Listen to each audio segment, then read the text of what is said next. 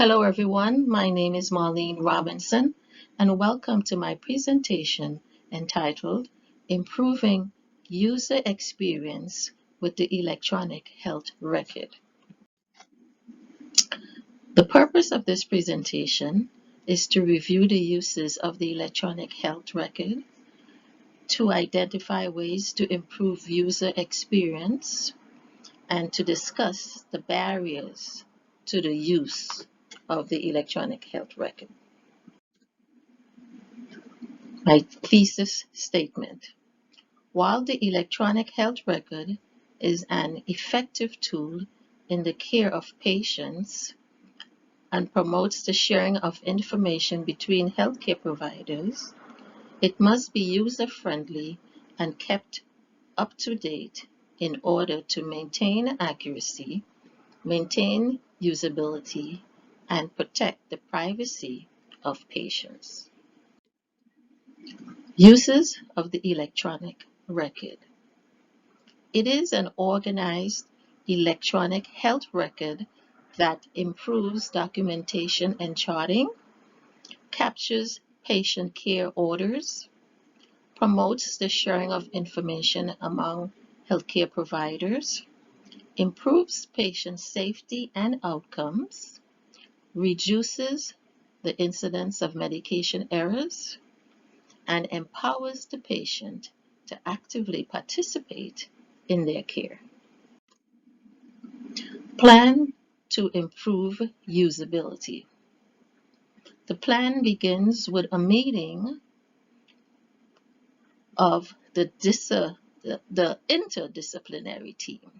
This is a team that will consist of nursing and medical leadership, nurses, doctors, members of the Nursing and Medical Documentation committees,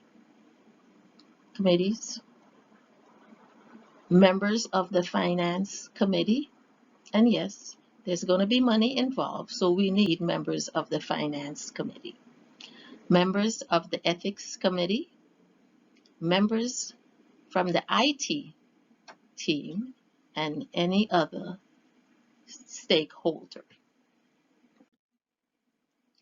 The plan will include providing regular hands-on training in the use of the equipment. Members will also have an opportunity to voice their concerns regarding the electronic health records. All questions should be answered and will be answered. And in terms of the electronic health record, an opportunity will be made for each person to state exactly why they think that it should not be implemented. Concerns such as the ability to reduce time spent with the patient could be approached from the point of view that it will really improve more time spent with the patient because information would be so timely and readily available that you just have to press a button and you can get all the information you need about the patient. This saves a lot of time, and here is an example of how you could spend more time with the patient.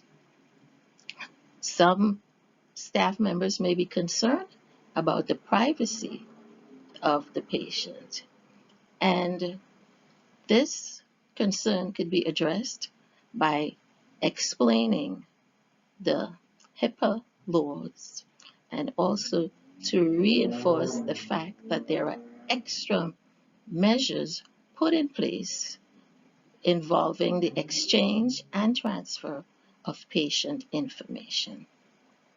Standard nomenclature should be used in order to reduce any confusion with interpretation. And the chart will be set up in such a way that important information regarding a particular area will be clustered together, and there will be a consistent flow, systematic flow to the information in the electronic health record. Barriers to change. Some of the barriers that one could anticipate whenever change is going to be put in place includes they might complain that documentation is time consuming. They might complain that the nomenclature is too difficult. They may have concerns with privacy. Uh, they may claim that the application is not user-friendly. Uh, they may have lack of proper training to use the new equipment. And this could be an issue. Resistance to change can really destroy the implementation of a project.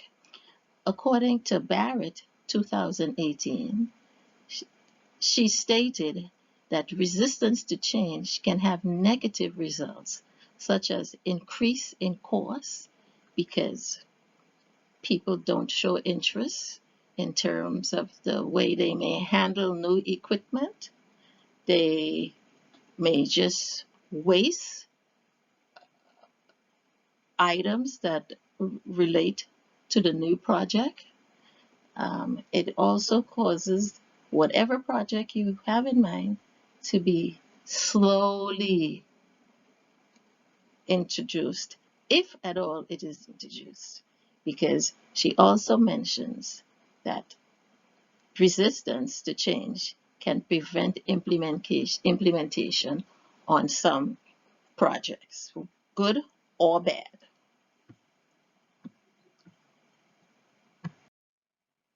Expected outcomes.